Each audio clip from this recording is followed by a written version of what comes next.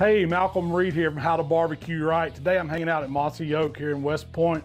I'm cooking some wild boar ribs we got from Mossy Oak Gamekeeper Butchery. Excited to cook these, it's gonna be fantastic. Let me show you how I do it. We've got 4 racks of these wild boar ribs today. These are actually the spare rib off of wild boar. They're a little thin, it's different than your traditional supermarket pork, but they've got some fantastic flavor. First thing we're gonna do to them is get a little bit of salt, pepper, garlic on them. I've got my AP seasoning, but you could use just regular salt, pepper, garlic. We wanna get it on all sides of these slabs of ribs. Start with the bone side first. We're just gonna give them a light coating. The salt, pepper, garlic's gonna wake up the flavor. We're gonna give it a few minutes to work into the meat. You don't have to go real heavy with it. It's kind of like a dry marinade. It's gonna need about 15 to 30 minutes to sit here on the board to sweat. You wanna make sure you get both sides covered with them. That looks perfect to me.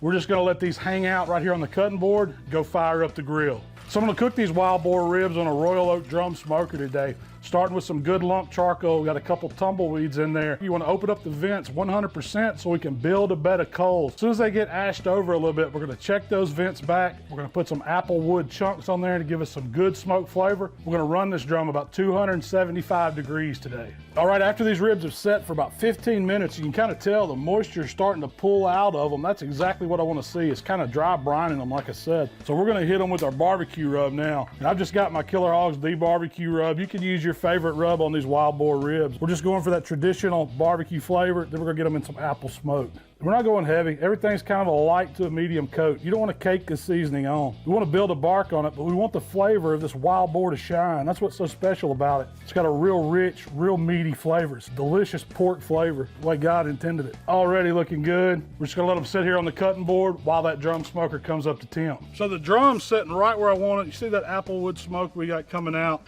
We're ready to get these ribs on. We're just gonna place them right on the grate and just kind of bunch them up just a little bit. Since these ribs are thin, they're only gonna smoke about an hour, then we're gonna wrap them and get them tender. So these wild boar ribs have been on about 1 hour.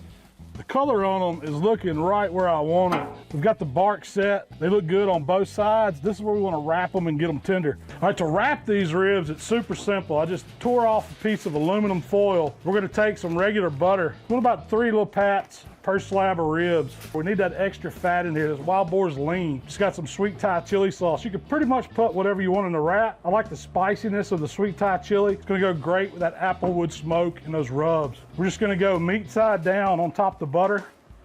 Put a little bit extra sweet Thai chili on top. It's gonna melt, it's gonna run down, it's gonna caramelize. To wrap them, it's super easy.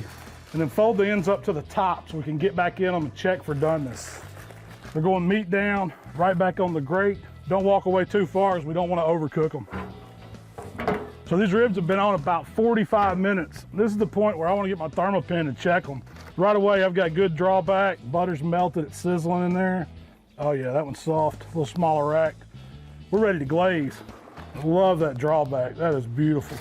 So to glaze, I've just taken some barbecue sauce. I've got my vinegar sauce, my regular BBQ sauce. You can use any kind of barbecue sauce you like. Use your favorite on these. This is just a 50-50 blend. And we're just gonna baste the back side of these ribs. Then we're gonna flip them over and do the same thing to the meat side. Got that nice bark, the rubs cooked down in it. That's the money side right there. The ribs have gotten tender. We're just gonna glaze this top side. Ooh, that's probably gonna be my slab. It looks right. We're gonna take this rack right back to the pit.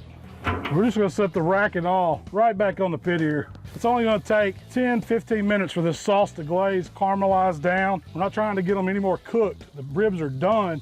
We just wanna set that sauce. And close the lid, don't walk away.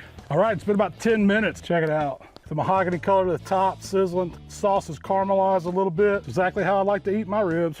And this is what they're supposed to look like. I mean, we've got drawback, got beautiful color. You can see the smoke ring on it. Applewood did its job. They're cooked perfect. They still got a lot of moisture to them. So you know I gotta try one. I'm just gonna take that bone out and get right in here on it.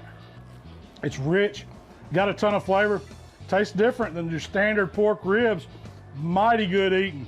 If you like cooking wild game, you gotta give this one a try. Go check out the folks over at Mossy Oak Gamekeeper Butchery. They can get you fixed up. We'll see y'all next time. How much a good eating rib, son? Ain't nothing wrong with that.